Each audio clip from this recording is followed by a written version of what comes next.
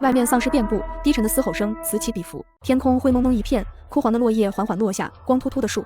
西桥和许明裹着厚厚的被子，待在堆满物资的房子里，和外面的惨况形成鲜明的对比。默默又来推好听的末世文了，快艾特你好朋友来一起看吧。如果没人陪你看，就艾特默默，默默陪你看。西桥，一名刚刚毕业的大学生。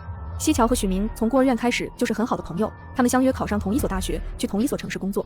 人和人的缘分是很奇妙的。寒窗苦读12年，两人考上 A 市一所不错的大学，顺利毕业后合租了一套房子，日子一天天这样平静地过去了。然而有一天，平静被打破了。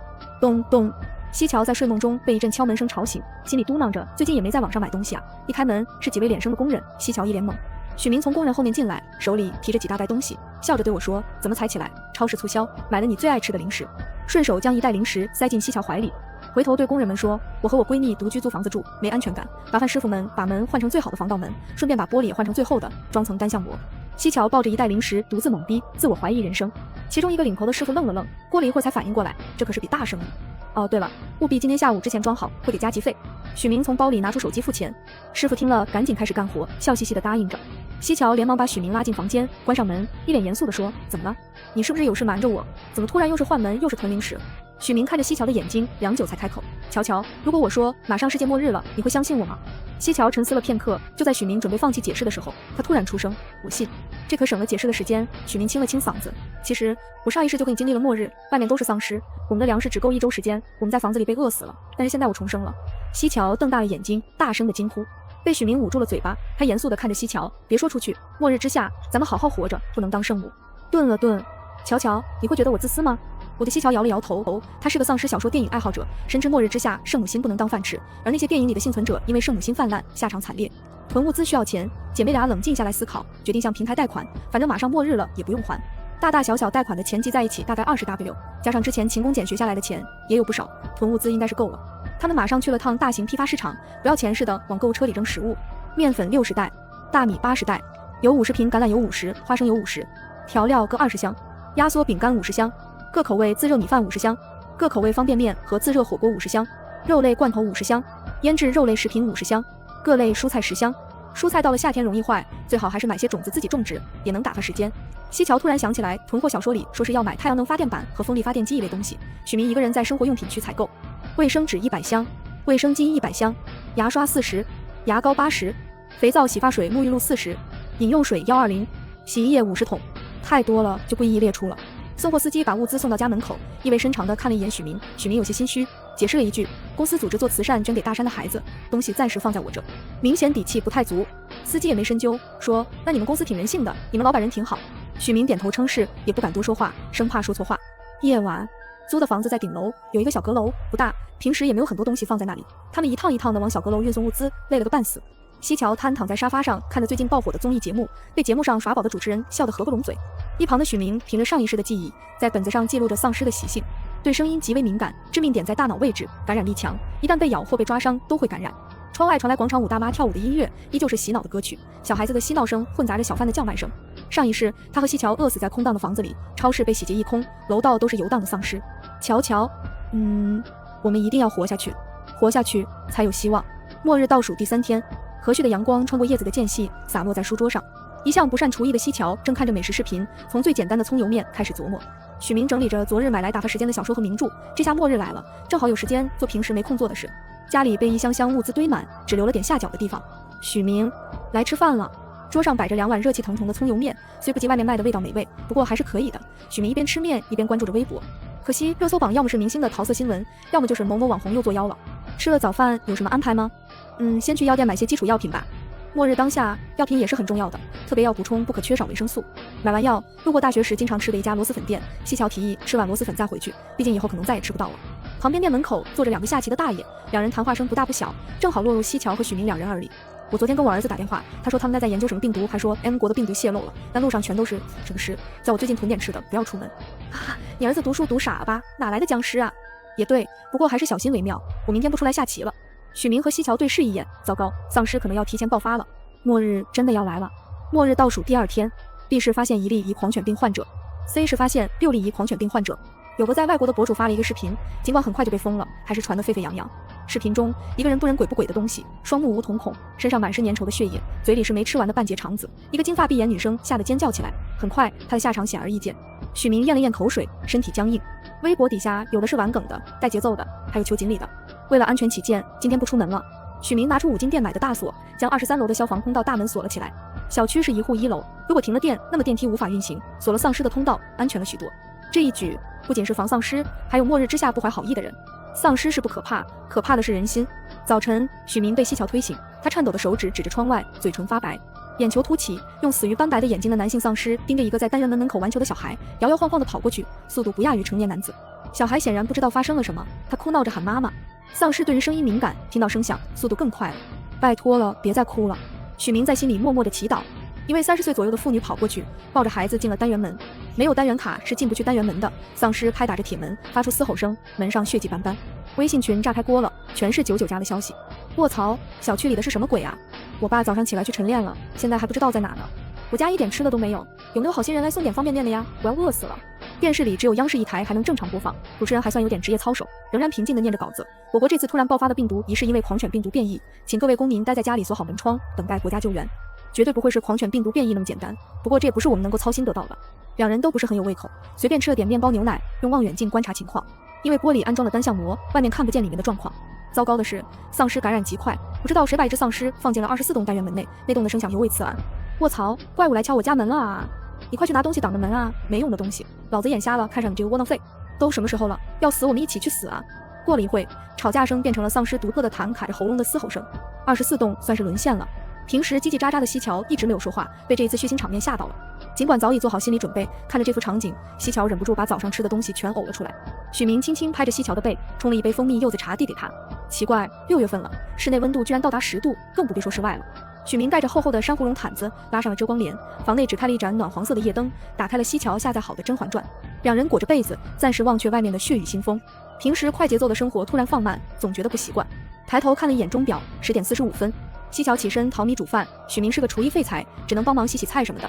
呀，许明，你这洗的什么呀？这菜叶子上还有沙，就这样吃呗，有沙口感好。许明低头给种下去的茄子浇水，无所谓道。从早上开始，手机一直都在咚咚信息提示响，业主群里全是要物资、骂人、乱七八糟的东西。坐标23栋4单元8楼801，有人组团晚上去隔壁超市吗？我有车，满油。天啊，你还敢出门？算了算了，外面这么乱，还是好好待在家里比什么都强。待在家里等坐吃山空，饿死在家。这个网名叫 Reed， 说话有些激进，不过话糙理不糙。许明有些佩服这个人的勇气和胆魄。没有就算了。业主群难得安静了一段时间。到了傍晚，吵闹的微信一直没有声音。许明刷新了一下，才发现没网了。这么快，电力就沦陷了。西桥打开水龙头，有水，还没停水。晚上，两人决定一人放哨一晚上。像我们这种打又打不过，不敢出去咔咔乱杀，也没啥良心的人，小心驶得万年船。西桥的原话。许明翻出末日前买的咖啡豆，咖啡机声音太大，只能手磨，最后加入一点牛奶，挺像模像样的一杯卡布奇诺。晚上，丧尸犹如瞎子一般，路灯是太阳能的，昏暗的光线下，一个身穿棕色运动服的短发女生小心翼翼上一辆 SUV。许明本来奄奄欲睡，这下困意全无，要不是西桥在隔壁房间熟睡，他真想把西桥拉起来。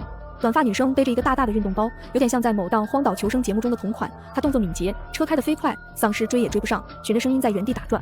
过了大概1个小时，许明以为这个女生可能回不来了。就在这时，这辆 SUV 飞驰而来，停在4号单元楼门口，往门口扔下一个玩具车。玩具车发出的音乐不大不小，足够吸引丧尸。丧尸摇摇晃晃地朝声源跑去。过了会，玩具车没电了，他们依旧游荡在小区内。可能因为小区治安好，小区内的丧尸屈指可数，是早上上班的倒霉白领。而 SUV 早已开进地下车库，小区电梯也许有备用电源，应该能够正常运行。女生不见踪影，许明有些惋惜，没能看清她的正脸。末日第7天凌晨，夜色还未褪去，雪花零零星星的落下，像春天的柳絮一般漫天飞舞。许明还在床上补觉，西桥懒懒地打个哈欠。世事南方，已经很多年没有下过雪了，太久没见过雪。西桥趴在窗台上哈口气，朦朦胧胧中，他想着写些什么，却想不出来。写下最俗套也是最有用的世界和平，虽然大概率实现不了。这几天丧尸感染速度极快，小区里大多都是年轻人，没有囤货的习惯，出门觅食的时候不够小心，成为了丧尸的盘中餐。凌晨4点半，丧尸仿佛不会累一样，在小区老年人健身场所走来走去，时不时发出声音。晦气，西桥低声嘟囔着。不知过了多久，西桥给种下的马铃薯和茄子辣椒浇水时，窗外传开越野车的声音。疯了吧，这个时候搞什么越野车？出于好奇，他眯着眼睛通过望远镜观察了一下，车上下了几个身穿迷彩服、背了把枪和背包的男人，他们把周围几只丧尸抱头后说：“这里还有幸存者吗？看着也不像好人，这才几天，国家救援就来了。”西桥叫醒许明，两人挤在窗台上观察情况。也许时间太早了，没人理他们。那人又说了一遍：“我们是国家军人，国家建了救援所，我们会派发食物和水。这里有幸存者吗？”许明做了一个闭嘴的手势，先观察一下，他们未必就是军人。对面楼里传来声音：“有，这里。”没过一会儿，一对夫妻带着2个瘦弱的孩子下了楼，男人对着那人行了个礼，咧着嘴笑得很开心。人越聚越多，吵吵闹闹，那些人怕会引来了些丧尸，不耐烦地拿枪对着天空，人群瞬间安静。他清了清嗓子：“救援所不收妇女、小孩、老人，成年男人跟我们走。”男人的笑容瞬间凝固在脸上，刚刚还热情地管那人叫大哥。走的可以领物资，不走的那家不能领。为了吃的，不少男人上了车。哼，口上说着救援队，怕是要扩充自己的队伍吧？西桥不屑地说：“这些人都是趁着末世没人管，干些违法乱纪的事。”许明没说话，他们无力改变这一切，却要看着这些人上当。末日第15日，小区内只剩了些手无缚鸡之力的妇女小孩，他们能撑到什么时候不得而知。饭桌上摆着番茄蛋汤、土豆、洋葱、肥牛、炒青菜，放在末世前这是再简单不过的家常菜，但现在不同，这是很多家庭可望不可及的。你的手艺可是越来越好了，看来贤妻良母的称号非你莫属了。滚，就当你夸我了。西桥嚼着米饭道：“他们昨天清点过物资，省着吃用用，还能过个1年半。如果1年半后还等不到救援，那只能等死了。末世的日子不难过，算算日子也快1个月了。整天看看电视，学做饭，看着丧尸小哥在楼底跳舞，2个人从小时候丑事聊到高中八卦，还不算孤独。”吃完饭，西桥一边洗碗一边看偶像剧犯花痴。许明泡了一杯蜜桃乌龙茶，让人高兴的是种下的蔬菜的长势喜人，不过多久应该可以吃上了。下午时间漫长，西桥想念商场里的奶茶，提议做2杯热奶茶，里面加些芋圆，暖暖身子。这2天气温只降。末世默默原创保护，支持原创，杜绝搬运。许明点了点头，反正木薯淀粉买得多。西桥学着视频中加糖加水揉搓煮沸，做成2杯不错的芋圆奶茶。什么时候才能喝上正宗的奶茶呀？我好想出去玩啊！我还买了还多新裙子没穿过呢。西桥一向关不住，周末都必须在各大娱乐场所。许明笑着点他的脑袋：“你现在出去玩可没有帅哥陪你哦，除了……”西桥捂着许明嘴巴，气得牙齿咯咯响：“不准你胡说八道！”许明捂着肚子笑，奶茶都差点兜不住。末日第65天，天气越发异常，早上还冷得裹棉袄，到了晚上，气温竟然只剩40度。经过这几天的观察，这个小区的幸存者屈指可数，暂时没有任何大的动静。许明打开手机，瞄了一眼在楼道装的监控显示器，吓得差点把手机摔了。西桥闻声而来：“怎么了？”一个瘦得离谱的女人抱着一个孩子，离摄像头很近，可怖的紫红色脸庞逐渐逼近。摄像头稍微动了一下，女人声音颤抖：“我知道你们在家，拜托给我点吃的吧。这病毒爆发前我就看见你们运输物资了，你们不缺吃的，给我一点吧，我的孩子才1岁多，已经很久没喝过奶了。”许明舔了舔干燥的嘴唇，心里不断犹豫着。我认得他是9楼的，不过没有电梯，他是走上来的。要不给他一些水和面包吧，孩子太可怜了。西桥见许明半天没说话，也不敢轻举妄动。女人没得到回应，庞佛换了一张更加恐怖面孔，从背后掏出一把菜刀，拼命朝着大门砍去。卧槽，这女人疯子吧？幸好刚刚没去开门。五金店最好的锁质量果然杠杠的，大门上只留有几道划痕，估计她也饿了几天，没什么力气。许明皱起眉头，指着被随意丢在一起的孩子，这个小孩好像已经死了。孩子面色发青，双目微睁，那张毫无生气的脸惨不忍睹。女人停下动作，乱糟糟的头发贴着太阳穴，她显然放弃了，紧紧抱着死掉的孩子，嘴里喃喃自语道：“我们去找爸爸，爸爸在等我们呢，宝宝。”她实在瘦得可怕。两人盯着手机，连呼吸的声音都不敢发出来。女人缓缓下了楼梯，消失不见。终于走了。许明心跳得厉害。女人明显精神失常，刚刚还说话正常，一言不合就掏菜刀。她真怕，如果自己圣母心泛滥开了门，她和西桥会不会死在这个女人的刀下？不过从另外一个角度想，在她的世界里，她的孩子没有死，她遵循着母亲的本能为孩子觅食，倒也没错，只是方法过于极端。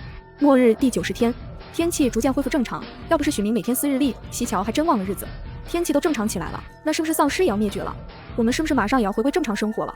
但未必如此，天气热起来，丧尸的行动反而比之前更加敏捷。昨天3个女孩又死在丧尸嘴下，估摸着也是饿疯了。中午实在热得吃不下饭，做了2碗凉皮，放了很多辣椒酱，两人辣得出了一身的汗，反而更热了，拿着静音风扇对着吹。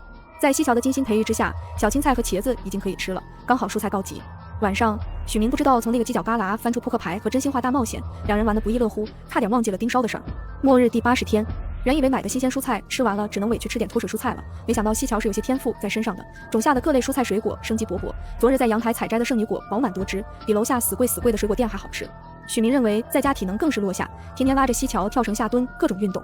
今天称了体重，竟然胖了5斤，还是要夸夸西桥的厨艺了。下午，直升机在空中盘旋，发出嗡嗡的声音。直升机上挂着喇叭，请各位公民坚持下去。国家已经在东南沿海地区和各个城市建立救援中心，我们已经准备了一些物资，请大家放心，我们很快会打赢这场战役。没过一会，真的投放下来一个箱子，跟吃鸡游戏的空投相差不大。他们没有去冒险去拿物资，家里的吃的完全可以等到救援中心建好，就把这些东西留给需要的人吧。中午，西桥把种好的黄瓜采摘下来，做了凉拌黄瓜，外加照烧鸡腿和一碗紫菜蛋花汤。肥嫩的鸡腿肉被煎得脆脆的，浓香的烧烤酱包裹在外面，吃下去嘴里还充斥着淡淡的香味。平淡的日子也在泛着光。末日第105天，早晨照旧起来浇水时，许明嗅到空气中弥漫着浓浓的腐臭味，心里有不好的预感，把窗户紧紧关上。过了会，西桥懒懒地打个哈欠，放了部电影，瘫在沙发上开始一天的躺平。无光日，外面阴雨蒙蒙，淅淅沥沥地下好不容易停了雨。墨色乌云密布天空，压抑的人喘不过来气，整个世界都静悄悄的。大热天莫名感觉到阴凉。许明披上一件针织衫，站在窗外发呆。忽然，一群密密麻麻的队伍朝着正方向走来，看到就觉得鸡皮疙瘩掉满地。是尸潮，他们规模宏大，可能会越来越多。许明奔向卧室，用望远镜观察他们。所幸他们不会到这么一个人烟稀少的小区，目标大概是南方的救援中心吧。国家军人训练有方，希望对于尸潮可以有所准备。空气中的血腥味愈来愈重，西桥刚打算开窗通风，干呕了一下。尸潮来了，许明平静道，把刚刚看到的状况简单解释了一下。他屏住呼吸，一动也不敢动，心仿佛要跳出来。为了不发出任何动静来吸引丧尸，一天都没做饭，随便吃了点面包和压缩饼干。这场磅礴无止无尽的浩劫到底什么时候能够结束呢？末日第150天，11月底，天气十分寒冷，颇有千山鸟飞绝万径人踪灭的感觉。许明从阁楼找出买的特厚白鸭绒羽绒服和2大箱暖宝宝。其实是有电热毯的，但太阳能发电机只能支持基础的用电需求，能忍即忍。中午下了碗乌冬面，用砂锅包着，加了些胡椒粉，下肚后竟没那么冷了。末日第186天，今天下雪了，虽然不是今年冬天的第一场雪，雪花纷纷扬扬的从天上落了下来，像烟一样轻。西桥惊喜地叫着下雪了下雪了，随即便拉着许明一起看雪。许明裹着被子不肯动，耳机里听着薛之谦的歌，嘴里哼着旋律。雪下得那么深，下得那么认真。末日第192天，今天和以往不一样，过年了。西桥提议在门口贴对联，但奈何鱼胆子太小，不敢出门，生怕转角遇到爱。没办法，但中国传统文化不能丢，两人决定包饺子。左手托着皮，右手拿着素馅料，然后把饺子皮对折，捏一下中间的皮，包出来的饺子有模有样，看来以后就不用吃速冻水饺了。许明在刷万年不变的《甄嬛传之甄嬛回宫》，正起劲，西桥在厨房煮饺子，时不时出来看一眼轩轩。煮熟的饺子出锅了，胖乎乎的饺子像极了元宝，浅尝一口，顿时汁冲击味蕾，这太好吃了吧！许明喝了口饺子汤，感叹道。只可惜的是，今年的春节没有春晚，平常这个时候应该在沙发上炫砂糖橘看春晚。我真是个厨艺天才。西桥打个饱嗝，得意地对许明说。那么厨艺天才，碗就由你来洗了。怎么突然有点困，睡了。末日第220天，国破山河在，城春草木深。打开窗子时，扑鼻而来的不是腐臭味，竟然是熟悉而陌生的花香。低头看了看，原是小区内种植的没有名字野花开了，在丧尸的蹂躏下，居然还生长得越发生机勃勃。燕子在空中往来搜寻，呢喃着梵音。春是富有生机的季节，在诗人的笔下栩栩如生。许明泡了一杯桂花乌龙茶，桂花的清香充斥着整个客厅，就好像置身在7月份的那个种满桂花树的每次上学必定经过的小巷子。今日难得神清气爽的，许明坐在书桌上翻阅着一本泛黄的小说，西桥则在用照相机拍天空和风景，他坚信着照片可以永远留下美好。抬头望去，碧蓝的天空忽然出现一辆直升机，引擎声震耳欲聋，上面挂着的喇叭：各位公民，我们国家已经研制成功了 X 病毒的疫苗，请放心，我们将会把幸存者转移到安全区。各位公民，我们国家。许明和西桥几乎同时与对方对视，他们激动得热泪盈眶，双手一直颤抖，抑制不住心中的喜悦。很快，小区门口传来汽车引擎声，下来几个身穿迷彩服和白大褂的男人，他们清理完丧尸，用喇叭说：这里还有幸存者吗？西桥连忙跑到窗台，原本最恐高的他伸出半个身子挥着手，这里有2个。男人迅速看了一下楼层高度，身穿白大褂的医生提着箱子朝着许明他们的方向奔来。传来敲门声，西桥开了门，露出温馨的笑容，嘴角露出浅浅的酒窝。随即站在身后的许明脸上挂着微笑。几个身穿军装的小伙子愣住了，他们额头上挂着汗珠。他们这几天转移幸存者，他们大多蓬头垢面，不修边幅，依靠一点点食物勉强支撑到现在。这2位似乎这次丧尸并没有带来什么影响，仍然干干净净，就连客厅都一尘不染，干净到不正常。不过小伙子们并没有过多刻意去往坏处想，招呼着医生来给许明他们打疫苗。你们辛苦了。西桥像变戏法似的拿出一盘新鲜带着水珠的圣女果。末世之下，日子过得还能这么滋润，居然有水果吃。小伙子们在打心里佩服这俩女孩，他们没动手，也许是军人的朴实无华融进了骨血中。你们快吃！西桥急了，随便塞了个圣女果进旁边一个军人嘴里，顺便把盘子塞进他怀里。军人脸瞬间红透了，像颗苹果。好了，乔，我们是荒野求生爱好者，末世前恰好囤了足够的物资。许明觉得自己说了个很扯淡的理由，他们居然很幸福地点了点头，并给予了充分的赞誉。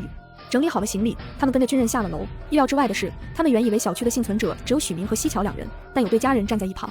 异曲同工的是，那对家人也跟他们一样，穿戴整齐干净，看起来也没啥毛病。父亲看起来和蔼亲切，母亲戴着金丝框眼镜，谈吐举止得体。谈话中了解到，似乎是个搞科研的人员。他们的女儿背着个运动包，似乎在哪见过。这个小区招牛的马，一个军人在心里偷偷佩服。上了车，看着平时熟悉的风景，许明突然有些感慨，半年来第一次出门看看外面的世界，终于活下来了。冬天过去了，春天还会远吗？正文完，后面是番外。许明视角，说出来你可能不信，但我确确实实经历了2事。第一是，我和我的朋友西桥因为丧尸病毒爆发，没有做好准备，以至于惨死屋中。第二是，我决定绝不让同样的结局发生第2遍，所以我囤了足够的物资，告诉西桥我的遭遇。他十分信任我，曾经怀疑如果我说我是莎拉公主，他都会信，说我自私也好，但我们活下来了，等到了救援。说起西桥，他最近谈了场恋爱，对象是半年前转移我们去安全区的军人小伙子，那样子真是掉入了爱情河里。以她来说的话，她觉得她男朋友长得像双眼皮板的朴宝剑。嗨，被爱情塞满脑子的女人的话，也不是全部都能信。不过她亲口承诺，结婚的时候捧花绝对是我的。好吧，原谅她了。生活逐渐走上正轨。2034年6月12日，全国最后一只丧尸在 C 市被击毙，举国欢庆。2034年6月20日，全世界最后一只丧尸在南非被击毙。日子算起来很好笑，居然在丧尸爆发1周年的同时，也结束了这场浩劫。经过大灾难性的人类，把环保放在第1位，更加珍惜大自然给予的一切。2035年5月，西桥结婚了，捧花理所当然是我的。我送给他们的新婚礼物是朝朝云端月，此意即朝朝。他抹着眼泪，眼线糊成一团，旁边的新郎温柔地为他擦干净。朝朝云端月，此意即朝朝。默默提醒你，本文已完结，谢谢你的喜欢与支持。